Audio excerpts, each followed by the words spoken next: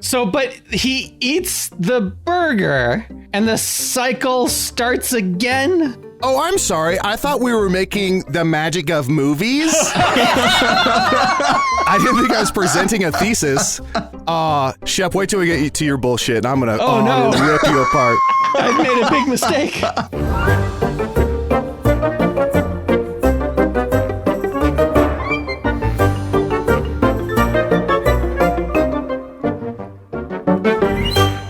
Hey there, story fans. Welcome to Almost Plausible, the podcast where we take ordinary objects and turn them into movies. I'm Thomas J. Brown, and joining me on today's episode are Emily. Hey, guys. F. Paul Shepard. Happy to be here. And special guest, Adal Rifai. Bing bong.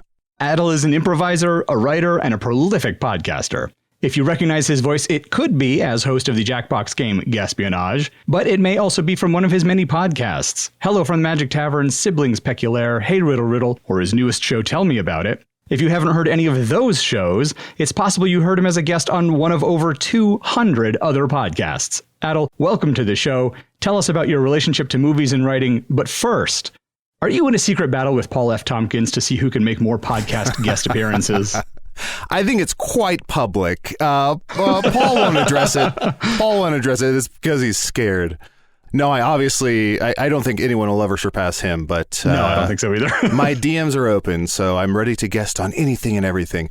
My relationship, the aforementioned question, my relationship to movies and writing. Yeah. Always loved movies. I think, to get more specific, if I may, when I was a child, I was introduced to a lot of stuff I probably shouldn't have seen early on. And I think that made me really love darker movies, dark comedies, horrors, stuff like that. So, I mean, I remember even being a little kid. It's not film, but I remember being a younger kid and my parents letting me watch Twin Peaks with them. And me just being like, this is the most fucked up thing I've ever seen. And going to sleep having nightmares being wrapped in a tarp. So that really jacked me up. But I think since then I have always loved movies, but I skew towards the darker, the weirder. But I'm absolutely a cinephile. I think I'd say my top three movies, which are kind of goofy, but they're all from a certain era. My top three movies would be Beetlejuice, Who Framed Roger Rabbit, and Coming to America. Nice. Oh, those are amazing choices. Yeah. It's not Beetlejuice 3 times? No, I mean, calm down. Just You've said it twice now, Shep. You're going to summon him. And then rounding out the top 5 might be Little Shop of Horrors with Rick Moranis and The Thing, John Carpenter's The Thing. I still have not seen that, and I feel like I'm obsessed with horror movies, and it's the travesty. Best. I haven't watched it. It's the best. I don't like horror movies, and it's fantastic. Yeah, so same. All right, well, since you're the guest, you get to choose today's topic. What will our movie be about? Ooh, I think what I'd like to do, because I'm very into food as well. So I like cinema, I like food. Combine the two, and I'm a very happy man. So I think we're going to go with cheeseburgers. Cheeseburgers, that's what I had for lunch today. Yum. Well, each episode of Almost Plausible begins with a pitch session where each of us shares the ideas we've come up with for a movie about, in this case, a cheeseburger. We'll work together to choose the pitch we like the best and then develop it into a story. Adal, what are your pitches for a cheeseburger? Okay, so I'm not sure exactly how long these should be or how good they should be. And I think mine may not tick either box. So the first one, here's the first one. So there's a cheeseburger, and this cheeseburger is being raised by 2 humans. And the cheeseburger's always felt a little different, feels like he didn't really fit in. And he takes a 23andMe test, and he kind of sees all his ingredients. And he makes a mission. He makes it a mission to try and track down all the ingredients to see if any of them are his true parents. It's kind of like a road trip movie, like Pee-wee's Big Adventure, which is also in my top 10 movies. Pee-wee's Big Adventure, one of the greatest movies of all time. So it's a road trip adventure, and he makes his way to a field of wheat. He makes his way to a tomato field. He makes his way to wherever mustard comes from. I think also mustard a field. Seed. Yeah, it comes from a field. And then eventually, towards the end of the movie, the emotional climax, he meets a cow. The cow's name we'll say is Grillium, because that's fun. And his mom is, the milk from a different cow. And her name is Patty. So it's Grillium and Patty are the parents, and that's fun because he's a burger. Amazing. And the movie ends with him having this really beautiful connection with the cow that supplied the milk and his father, the cow. And there's a montage where they're just having all this fun. They're playing games. They're catching up. They're showing home movies and pictures. And then the dad eats the burger and the whole cycle starts again. And what a beautiful metaphor for life. I love it. What do we want to call this? Heart to farm? Farm to table. No, farm to heart. Farm to heart. Farm to heart to table. I like farm to heart. I'm down with that one. Yeah, farm to heart. And it's the number 2, like the Step Up movies.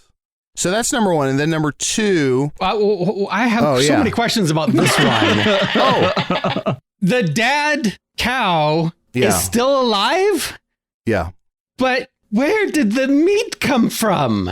Shep, I'm so glad you asked. See, this is, first of all, let me say my script is watertight. So, as much as you nasty little folks want to poke your fingers in there, you will not be able to. His dad had to have surgery. So he lost a flank. And he was still able to live. And then when they did the surgery, the doctors were like, that's a pretty good chunk of meat. There was like a little growth, but we could lop off the growth and it's not going to taint the meat. So waste not, want not. So they end up selling that big flank to a local butcher. And that's where our hero comes from. Lop the growth off. I think you have higher standards for. I like the way that you said lop my growth off, like Prodigy might sing it.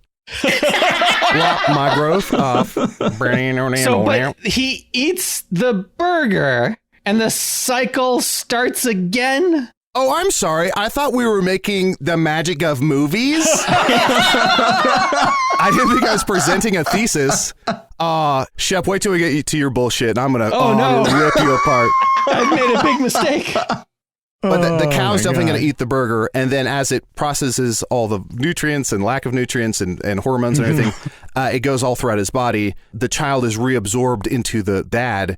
And then the growth is going to appear from one of those ingredients. There's got to be some ingredient that's going to cause another growth. And it all starts over again. It sounds kind of like a Greek myth. Yes. Yeah. It's like, so Uranus gives birth to Kronos. And then Kronos castrates Uranus with a scythe.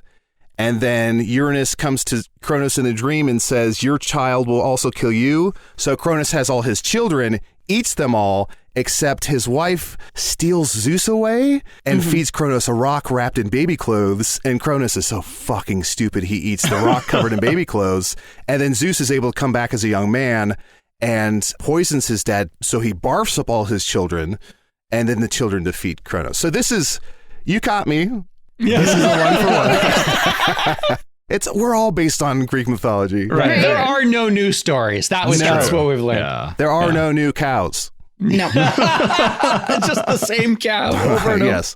So that's farm to heart. Any other brain busters? Anybody else want to challenge Daddy? Anybody wants to challenge? Do it. Learn from my mistake. You want to try and sit in Daddy's recliner? I just love the idea of the sort of heartwarming coming together and everything. And then all of a sudden the cow's just like chomped out of nowhere.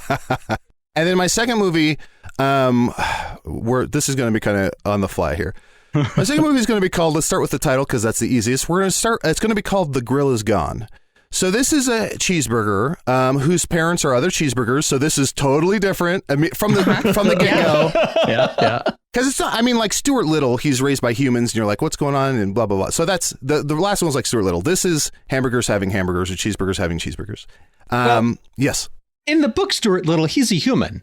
He just looks like a mouse. But he is a human. He had human parents. Is this the hill you die on? So in The Grill Is Gone, it's a cheeseburger. Parents are both cheeseburgers, and they grow up in a diner. They have this diner, and they serve tinier cheeseburgers. And we never kind of mention that. And we never really think about it, because if we think about it too long, we start to weep. And the child, it's a small Michigan town, and the child is just expected to take over the diner when the parents retire or what have you. So this young cheeseburger woman, because cheeseburgers can be women, everyone, she don't want to own a diner. She don't want to man the grill. So she's just kind of making her parents happy. She's staying put. And then one day her father falls ill. And they're like, you have to take over the diner. And she says, no thanks. And she runs off in the middle of the night. and she enrolls in high school. And this isn't just any high school. This is called, this is called Fast Food Highs, like Fast Times at Ridgemont High. So it's basically Fast Times at Ridgemont High, but with the cheeseburger as the lead. Nice. And she falls in love with a box of fries. And then there's a milkshake that comes out of the pool. Takes its top off. Thank you. And Kevin Kline eventually marries that milkshake. Yep. What else? I mean, it starts off as like a family drama, but it becomes this sort of coming of age teenage comedy set in a high school. It's a romp. It's a classic. It's fun. And all the different teachers are all like, there's a packet of mayonnaise who's a PE teacher. And spicy chicken sandwich is like, you know, the Spanish teacher and stuff. So there's a lot of fun there. And who do we want to, do we get into like casting? We can. Sure, that can Absolutely. be fun. We can. Okay. Which character is Mark Hamill going to play? He's clearly the mayonnaise gym teacher. He's clearly the mayonnaise gym teacher. Yes. I thought that was implied. Yeah. I don't want to go. Here's the thing. I don't want to go the route of like Seth Rogen or that gets so boring to me when I hear Chris Pratt voice everything. So I'm gonna really go out on a limb and make this weird. And I'm gonna say the young female cheeseburger is voiced by Tom Hardy, who I think is one of our greatest actors and has range. Yeah, if anyone can pull it off, it's him. Yes, exactly. So that's fun. And I think the fries are played by Phoebe Waller-Bridge. So that's The Grill Is Gone. Wonderful. I love it. I wish somebody else would have gone first so I could get a feel with how this goes. And trust me, you're right there. You kind of nailed it. Yeah. Yeah. I have no gauge on if this is anywhere near what you all do. You are on target. Yeah, no, you're spot on. Emily, what do you have for us this week?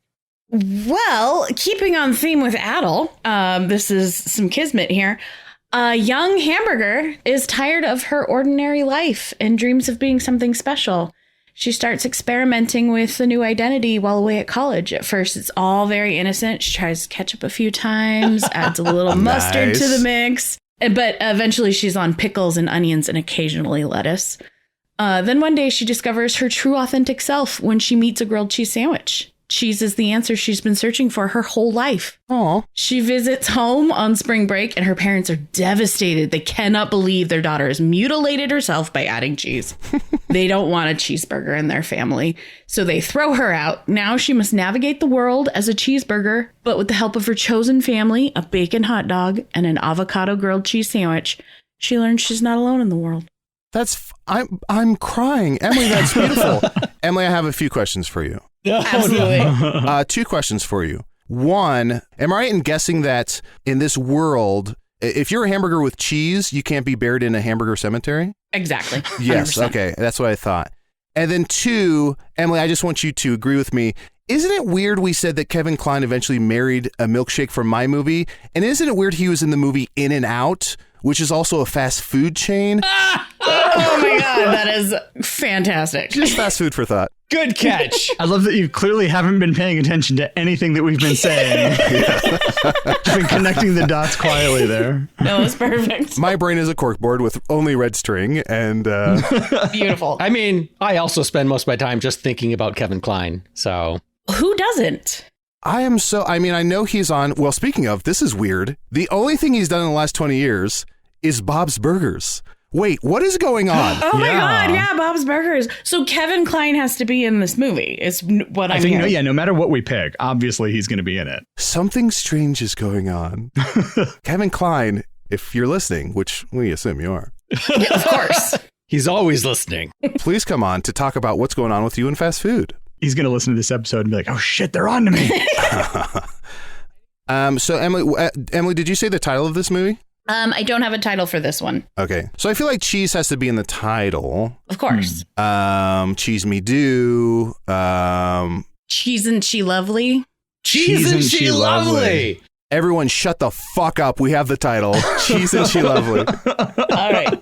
Outstanding. I love that. 100 points to Emily there. All right. Well, I'll do mine. Mine's real quick. I say mine's real quick. I have like a whole giant like page long thing that I came up with. The problem is that mine doesn't have a clear ending. I sort of have painted the protagonist into a corner. But if we like the idea, we can kind of talk about it and maybe figure out how to get her out of that corner. Hell yeah. So basically, there's this woman, and she's a VR content creator. So there's a place that's a metaverse type of VR space that's a very popular thing. Yeah. And she creates 3D content for people to buy in the marketplace, and that's her job. And one day she ends up creating a cheeseburger and puts a worm inside.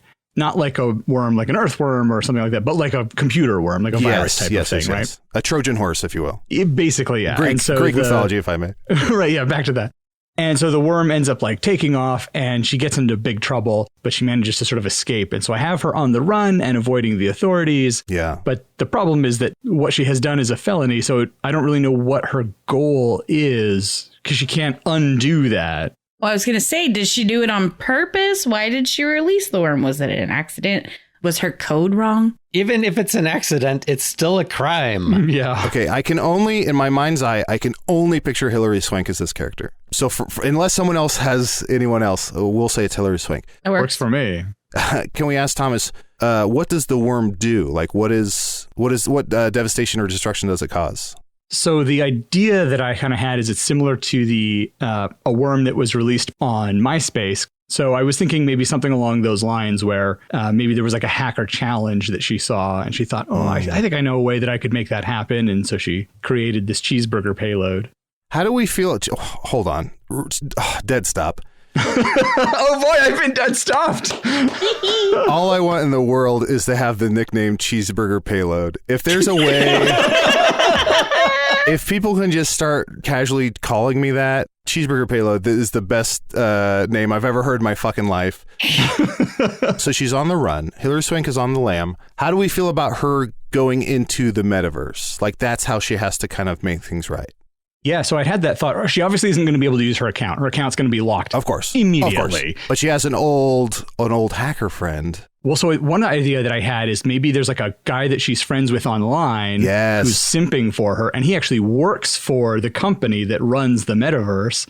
And so he's able to like get her in the building, and so she can have access in the server room or something. Love this. They've never met offline. And if I may get him work, because he's one of my favorite actors and I feel like he never works anymore, John Hawkes. I feel like he's one of the better actors of the last 25 years, and he just doesn't get... I'm sure he's on something. I'm sure he's doing some TV show, but I feel like he deserves more movies.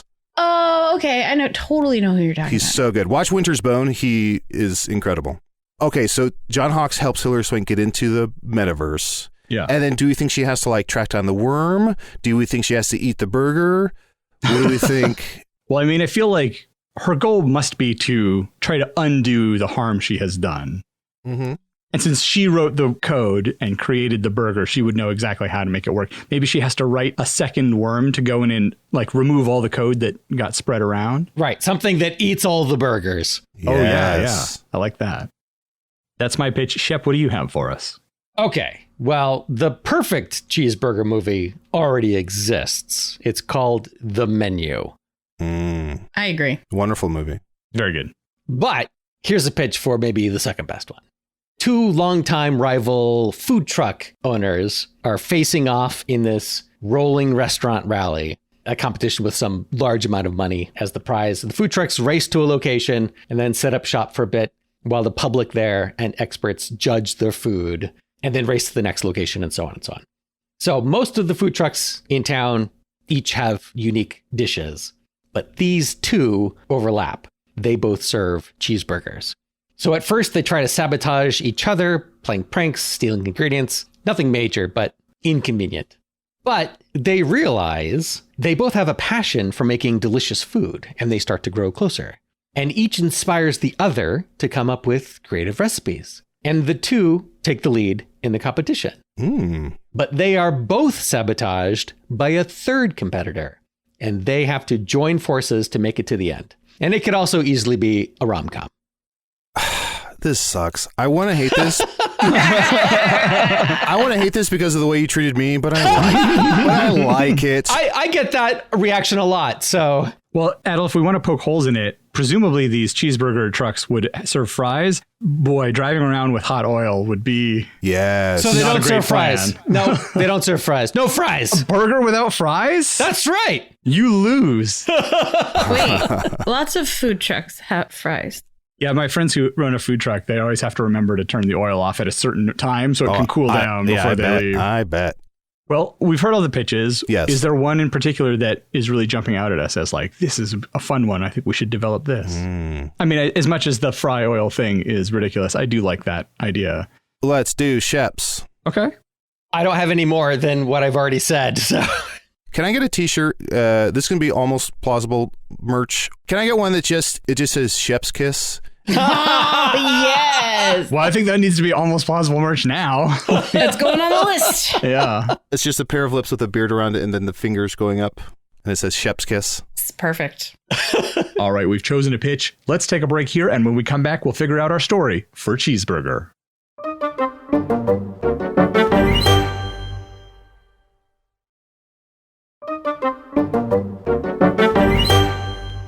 We're back. We've chosen Shep's story about a pair of food truck owners. I think right off the top, we should figure out, do we want this to be a rom-com? yes. Yes. All right, that was easy. Well, Adal, what do you think? No. Yeah. Let's. Here's what I'll say. I think we have to do a rom-com because somewhere in the title or on TikTok when we do our hashtags for promotion for this movie, we got to use the hashtag meet cute. So it's got to be. Well, that's the title. We have our two main characters both operate Cheeseburger food trucks, right? Yes. Okay. Yes. And so do we need to figure out how many other trucks? Is this like an elimination style thing where it comes down to just those two at the end? Or is it a points system or? Is it like a food truck festival? It's like Top Truck. It's like Top Chef with food trucks. They actually did that.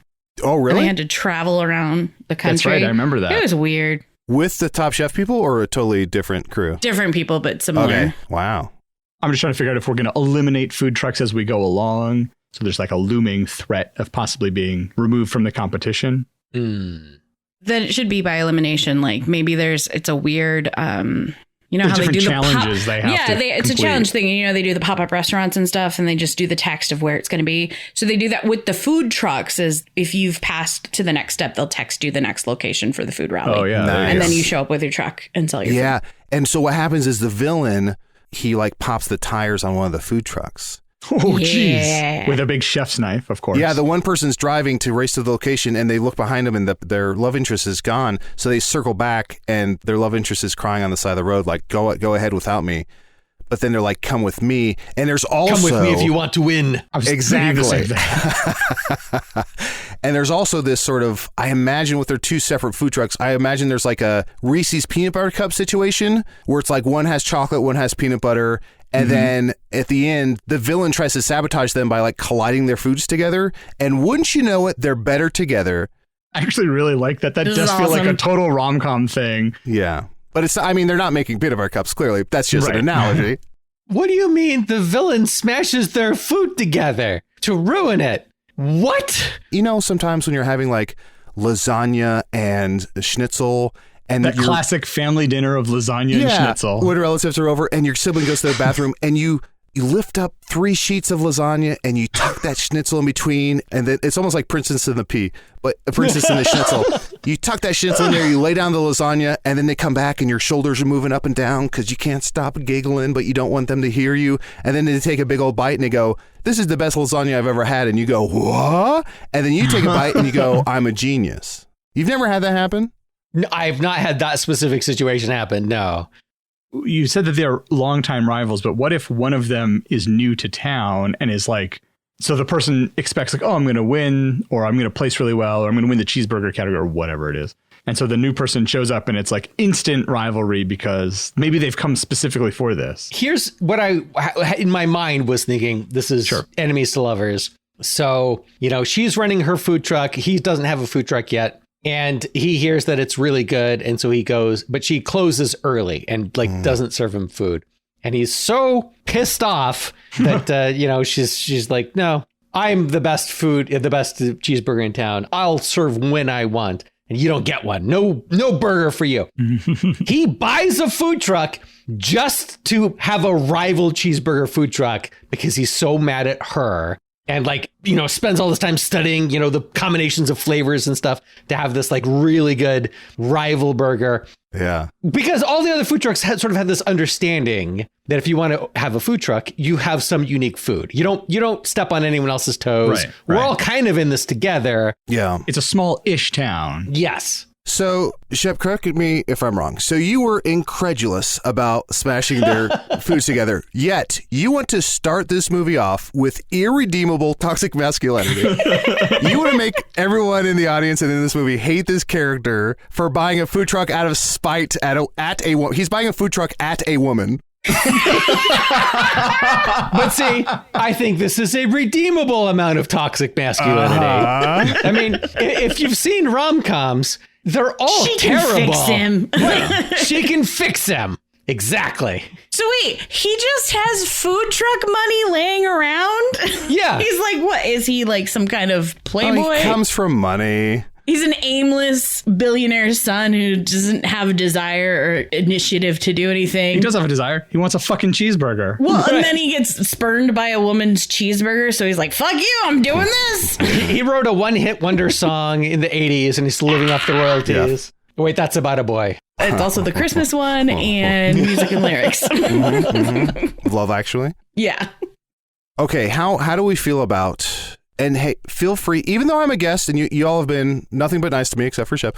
Even though I'm a guest, feel free to tell me this is a bad idea. What if one of their food trucks was alive? Oh, One of their food trucks is sentient. It's an alien that came to Earth or something else, but it has its own will. And the trucks fall in love. There's two of them. They're both alive, and the trucks fall in love. Maybe this is an animated film and all the trucks are. It's like Yes. Cars, but with people. Yes. Oh, I was thinking Herbie the Love Bug. I was also thinking Herbie the Love Bug. Just got, crashed and smashed and then rebuilt into a food truck. And Yep, Herbie the Love Bug takes on Portland. because you want bug in the title when you're talking about food trucks. Oh, Right. 1000%. Always. Okay, so we'll keep the cars non-sentient, I guess, for budget's sake or whatever. I really like the house in Encanto, and there's no explanation. It's just a living house. Yeah. So I like magical reality. Which one is the main character? I think is it the irredeemable angry man? I Yeah. don't think that, well, see, because he's irredeemable. I think that she should be the main character, and she maybe doesn't Perfect. know why she doesn't recognize him as the customer she turned away someday. It's just Yes, some yes. guy that seems intent on ruining her business for no apparent reason. Wherever she Yes. parks, he comes and parks next to her, stealing her customers. So it's got to be from her perspective. Now this sentient truck thing is in my head, and I like her going back into the truck and being like, what is this guy's deal? And like her having a whole conversation with the truck about who is this guy? They're all Knight Rider cars. They're all talking. Yes. Yeah. It's all the principal from Wonder Yes. Years, not Wonder Years, Boy Meets Yeah. World. Okay, so let's give this woman a name. It has to be I mean, Patty was fine. We can go with that. Patty. Okay, so she's Patty, and she has a pen that's like a spatula, like it's a spatula, but at the end it's a pen, and we like that a lot. Good merch tie-in. Great merch tie-in. So that's Patty, and then what do we think our guy's name is?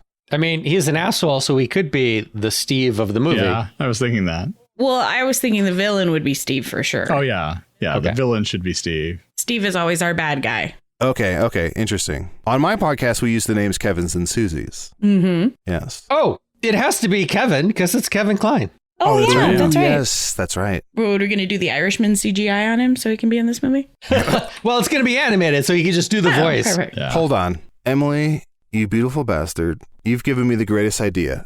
The villain has to be Joe Pesci. We're talking classic Pesci, not new Too Cool for School Pesci, but classic 8 heads in a duffel bag, My Cousin Vinny, Yes. classic Pesci. Lethal Weapon 3, 4? Yeah, I was just going to say Lethal Weapon 3. Classic Pesci, where he's just a little scamp, this guy. He's an absolute scamp. And picture him in a hairnet in a food truck serving. And it's one of those things where it's like, what's the woman from The Incredibles? Like, you can only see his eyes behind the food truck counter. And so he has to, like, get up on a little step stool. And it's just, like, Yes. such a piece of shit. Like, it's so easy to imagine him as, like, just a piece of shit. But he seems nice at the Yes. beginning. Yeah. So what kind of food does he serve? Meatball subs. Meatball subs, yes. Love it. And it's got to be something where Patty and Kevin are doing something new. Even if it's as simple as like a brioche bun or something, they have to be doing something slightly new, aioli or whatever it might be. And Joe Pesci is just like, no, it has to be old school. I live food. My family is food. He's probably from Brooklyn or somewhere. His family is food. His dad was a cow. Yes. He's actually a burger. See, now we're talking. Why are we fighting? Shep, why are we fighting? That's the best idea I've heard all day. So what do we think his name is? It's got to be like Angelo or some sort of, it's got to be like an old school. Not just Joe? Joe's a great one. It's got to sound like he eats meatball subs every day. Yeah. Tony. Meatball Tony. And Meatball Tony is good. I like that. He's like multi-generational family, originally from the old world, and 100% uses Nona's recipe. Yes, yeah, absolutely. And he calls sauce gravy. Like if you say sauce, he's like it's gravy, and you're like, I don't care. Like what are we doing? Nobody cares. Yes, this is good. This is good. So we have Meatball Joe, Patty, and Is it Kevin. Meatball Joe or is it Tony? It's Tony. Oh, Meatball Tony. I'm sorry, Meatball Tony, but played by Joe Pesci, who I also call Meatball Joe. So how has Tony done in the past? Has he ever won? Has he been close to winning? He feels like this is his year. Yeah, he always lands in the top 5. I assume this is a modern day movie. Yeah. What if in the 70s, the 80s, the early 90s, he cleaned house? But once molecular gastronomy and all this like newfangled tweezers and shit, once all this new food hit and like Bon Appetit and all these magazines come out and foodie culture started to develop, he started to just like fall out of position. He never would rank anymore. He'd sniff the finals, but he'd never make it. And so he has this real chip on his shoulder of like old school needs to come back. And he hates any sort of new thing. He hates progress. He hates change. I love all of that. And I just want to add one thing. Patty is like his student. You know, he used to be top dog and would win. He's number one. He still uses the same old recipe. He never changed ingredients. And when Patty got her food truck and started because they're all in it together, they're all kind of a family, they all help each other. He took her under his wing and like, here's what you do. Here's how you do it. Here's a recipe you can use to make a really good cheeseburger. Well, burgers and fries, classic food, perfect, right up his alley. Yes. So when she is like doing really well and could potentially win, he's happy for her. Because she's really using his teachings. Yeah. So it's really kind of his win if you think about it. Yes. But towards the end, as it progresses, when she starts working with Kevin and combining weird ingredients or, unique new recipes, he's so angry. Yeah. That's why he sabotages. It's a betrayal. It's a betrayal. Yeah. He trusted her. Yes, I like this a lot because it absolutely raises the stakes. And now we have even more fuel for his fury. When we figure out what they're making, like what the combination is that's going to win, it has to be of the people. Because if it's like they put a foie gras torchon on a burger, I think the audience is going to be like, fuck you, like eat the rich. So I think it can't be caviar, it can't be foie gras. It has to be something, it has to be like a secret sauce or like something simple, because otherwise the audience will be pissed. Right. I like the secret sauce idea. It's some local recipe in one of the towns they're going through. Yes. So I don't like pickles because I don't like cucumbers. Right. And well, hold on. I know people who hate one like the other. Is that really a thing? Like, you truly don't like pickles because it feels like biting into a cucumber? So it must be like a texture thing or what? No. Actually, I find the texture quite different. Huh. Yeah, it's a flavor thing. Yeah. Oh, gotcha. Okay. So you can taste the cucumber in a pickle. To an extent, yeah. I mean, I don't like the way it tastes, but I like dill and I like pickling like spices and stuff like that. So you like dill, vinegar, and salt. Yeah. I'm a human. So we saw one time kelp pickles online, and so we ordered them and tried them, and they were really good. And Did you say kelp pickles? Kelp, yeah, like seaweed. And so what if maybe their sauce is like a local, there's like a kelp that grows, this is like a coastal town, and there's a kelp that grows out, and so they use that to make like a fry sauce or something that they put on the burger, and so it has this like really local focus. So it tastes like the town they're in. Right, and so the judges really like that. And it supports the local kelp industry. And Absolutely. We love supporting our locals. And I think that's cool because they will have discovered it on like a romantic walk. Like when they when they first go on a walk and it's like the sun's starting to set, they go by the water. You know, they're like, oh, did you know you can eat a lot of seaweed and kelp? And they're like, okay. And so they're just kind of picking things and eating it and like feeding them to each other. And then and they're like, I've never seen this before. It has to be something brand new, right? Yeah. It's a new invasive species. Yeah. I mean, they win, but in 3 years, the town is destroyed. Right. It's the start of The Last of Us. But I think they're like, what is this? And they taste it. Maybe Kevin feeds it to Patty. And she's like, oh, my God. And he goes, oh, gross. It's bad. You can spit it out. What? She goes, He's fed it to her without tasting it first himself? absolutely. Yeah. Oh, that's right. He's an asshole. I forgot. She's a man. You've never pulled out a woman's kelp for her? It's just gentleman behavior. I thought that they would be on a walk somewhere and then there would be some local stall or something selling food made out of this kelp. Some little old fishmonger's wife selling. Right. They're not picking up kelp off the sand and eating it. No, we can't have that. We can't introduce somebody selling it because then the minute Patty and Kevin hoist their trophy, we as an audience go, boo. What about Mark? What about Mark who sold that at his little stall? Mark has bills to pay. Boo. I thought you wanted to support local business. If they're just doing it themselves, they're not supporting local anything. Shep, you dumb bitch. Shep, they are local. They are local. When they help themselves, they're helping the communities. It'll trickle down. Yes. You didn't want them to buy it from Mark. You wanted them to source it themselves and cut out all the middlemen. Okay. So they source it themselves at first, and then later on down the line, Mark builds up his own stall and starts selling it to the tourists who come to taste the burger. In the denouement, we see a kelp stand. It's called Kelp Help. Yep. Self-kelp. Kelp is on the way. Yes. Self-kelp is good. Self-kelp is good. Kelp yourself. Oof. Help yourself. Well, that sounds like fuck yourself. Go kelp yourself. Go kelp yourself. Well, I think that's what Tony screams at them Yeah. at the end. So I think, and here's the question. This is maybe the most political, divisive issue we have to solve before we end. Okay. When they have their success, so their secret kelp sauce helps elevate them to win the trophy and win the contest. Surely they get some sort of financial reward. So it's got to be something of like, we have to decide, do they stick to their roots and keep their food truck, merge it into one food truck? Or do they take that money and roll it into a brick and mortar restaurant? Or is that going against what because to me, a food truck represents something. Like, I feel like for whatever reason, you could have a multimillionaire with a food truck and people will flock to it because the food truck represents simplicity and affordability and whatever else, right? Yeah, it's food for the working man. It's food for the working proletariat. man. Yes. So do we dare have them open up their own restaurant to make more money, or is them being ambitious gross to the audience? I think that they each keep their separate food truck and he no longer just parks next to her. He goes on a different route and they just, they talk to each other on the phone because they can still communicate. Wow. Romance is dead. Yeah. Why don't they conquer and divide the town and She don't need no man. She's fine on her own. If it's a rom-com, we want to see them together at the end. So it's cute if they're working together in one truck and they're sharing that space and enjoying being there together. Shep, are you in a relationship? Are you married? No. I wonder why. When your idea of a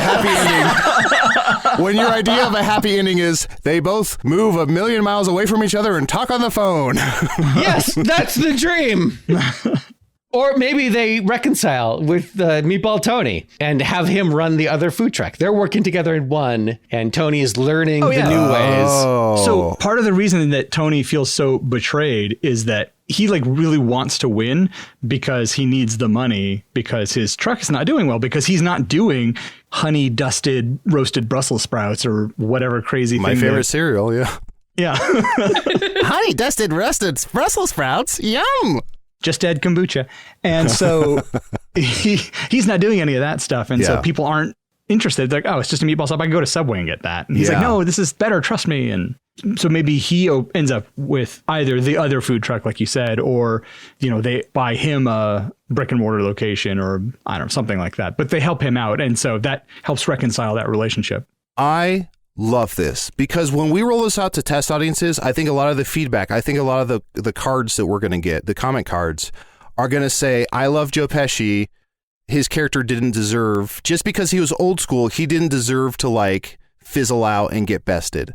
So I think at the very end, we see an instance where they're happy, they're celebrating, we get closure on them, and then we hear a very familiar voice go, all right, order up. I got 2 this, I got 3 that, I got hold the ding and a big kaba. And the camera pulls out and it's Joe Pesci, and he's running the kitchen. And he's happy because you see him also pick up a knife and he starts to chop up kelp because he's like, I can get into this. I can change. This old dog knows new tricks.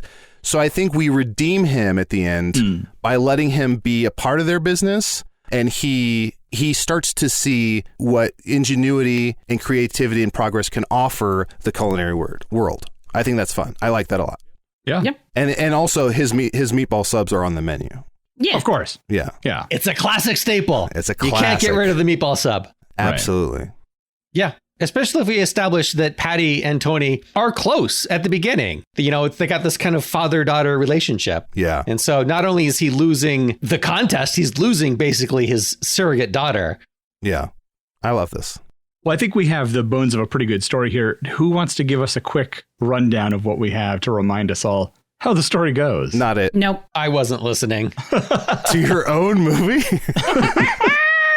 So this is called Meet Cute. Yeah. Yes. Me Right. too. And this is a movie starring Kevin Kline and Or a Kevin Kline inspired. Kevin Kline type. Yes. Who's the guy from 30 Days of Night? Josh Hartnett. Yeah. Josh Hartnett, I think, should be Kevin. And then Rachel Lee Cook. Rachel Lee Cook should be Patty, I think. I can see that for sure. Yeah. So Josh Hartnett as Kevin, Rachel Lee Cook as Patty.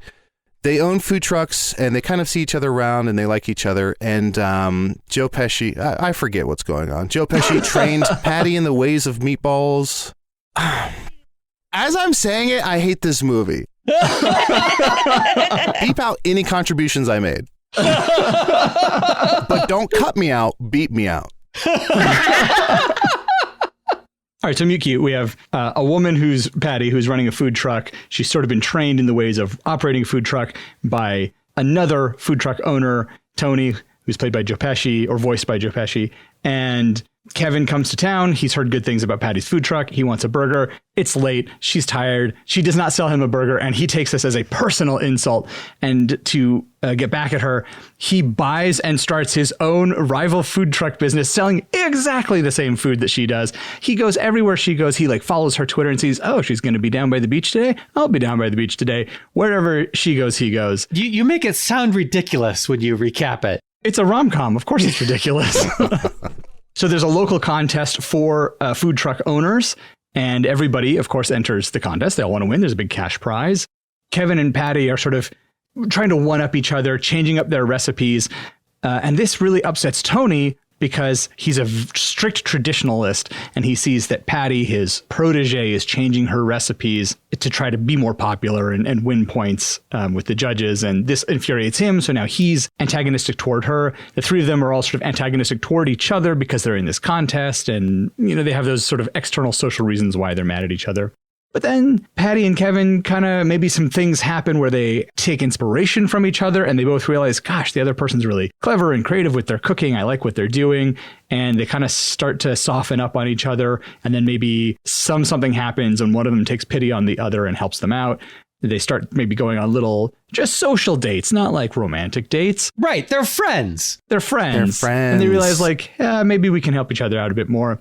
While they're out on the date, they eat some kelp. And that inspires them to create their best final burger yet, which together they create this burger and win the contest. And then somehow Joe Pesci gets a restaurant at the end. Somehow. Round of applause. Kevin sells his food truck that he bought out of spite so that he can give Tony the money to open his brick and mortar store. And then that's how they both end up together in the one food truck. Yeah, there you go. Thomas, A+ recap of two quick things. Yeah. One, subconsciously, my brain does this to me. Like, my brain plays these little tricks on me where they're like, think of this. And I'm like, okay, I'll think of it. And then it's like, got your ass. My brain made me think of Josh Hartnett because a lot of food truck drivers wear hairnets. And my brain made me think of Rachel Lee Cook because Cook is in her last name. Because she's Cook, yeah. Like Rachel Line Cook. Yeah, my brain is a piece of shit. No, this A+ casting. Yeah, your brain is broken in the best way possible. Okay, thank you. And then the second thing I'll say is this is kind of the story of Orpheus and Eurydice. And Meatball Tony is basically Hades. So it all comes back to Greek mythology. It all comes back to Greek mythology. It's all Greek. It's all Greek to me, which is where that phrase comes from. Well, we'd love to hear your thoughts on today's show about a cheeseburger. Was it grilled to perfection? Or was it a nothing burger? Let us know by leaving a comment on our website, reaching out on social media, or sending us an email. Links to all those can be found at almostplausible.com. Adal, it has been wonderful having you on the show. What are you up to that you want our listeners to know about? It's been a goddamn delight to improvise with the three of you and just hang out with the three of you. Thank you all so much. Even Shep. I'll take it. He's the Tony of our story. Shep, at first, when you were dogging my ideas, I was like, what is this guy's deal? And then the more I got to know you, I was just like, this guy keeps it real. He shoots from the hip. He's a real John Hawkes in Deadwood, and I appreciate you. I think you bring a good energy. People, what was your question? What are your plugs? I want to plug Shep as a person and a personality. Big fan. Shep's Kiss. And then I also want to plug, check out my aforementioned podcast. You can check out Hello from the Magic Tavern, which is an improvised fantasy podcast in which I play a talking badger / shapeshifter. 8 years now, right? That's been going on? We just hit 8 years. Yeah. You can also check out Hey Riddle, which is me and two insanely talented people trying to solve riddles and lateral thinking problems and having fun along the way, doing improvised scenes. And you can also check out, as you mentioned, my new, I didn't create it, but I'm a host of it. It's a game show called Tell Me About It. And it's where I play a multi-billionaire. So it's true to life. I play a multi-billionaire who kind of hosts a game show where people come on to sell me on their interests and prove that the things they enjoy are actually interesting. And I put them through their paces with my co-host Eric Silver. And we try and see if what they enjoy really is enjoyable. Nice. We'll definitely go check those out, and thank you for listening to this show. Also, a huge thanks to Adal Cheeseburger Payload Rifai for joining us and bringing the idea of a cheeseburger.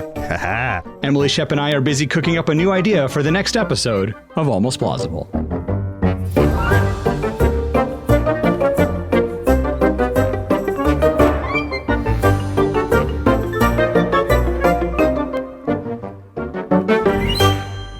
We did it.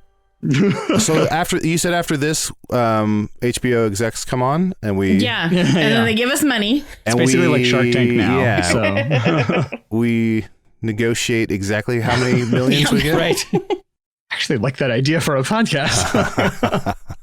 Oh, and also check out Joe Pesci's Christmas album. He did like a Christmas album or something. Right. And then maybe it's not Christmas. It might not be Christmas, but Joe Pesci made an album. He did make an album. You gotta listen to that. Bye-bye. They always screw you over in the drive-thru.